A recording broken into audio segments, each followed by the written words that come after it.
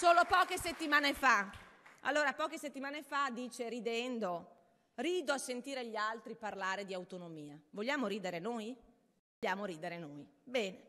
In questi anni il Veneto, caro Zaia, è diventato indipendente? No. È diventato una regione a statuto speciale? No. Ha ottenuto più poteri, più prerogative? No. E quindi, caro Zaia, che cosa hai fatto in questi 5 anni per l'autonomia che continui a sbandierare? Bene, ve lo dico io cosa ha fatto Luca Zaia.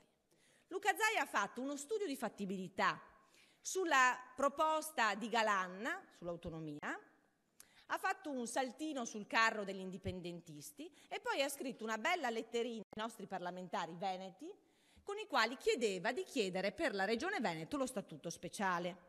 Quando invece l'unica strada percorribile, fattibile, seria è quella già prevista dall'articolo 116 della nostra Costituzione, che permette già di reclamare spazi di autogoverno.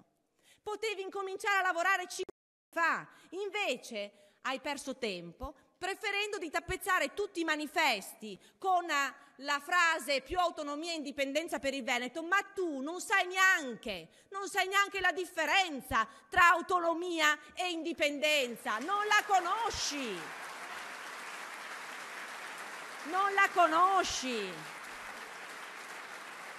Perché tu cambi bandiera a seconda dove tira il vento. Io invece ho detto fin da subito qual è la mia posizione. Qual è l'obiettivo chiaro che ho in testa per il Veneto? Una strada percorribile, perché l'autonomia non si sbandiera, l'autonomia si deve praticare con i fatti ed è quella già prevista dalla Costituzione.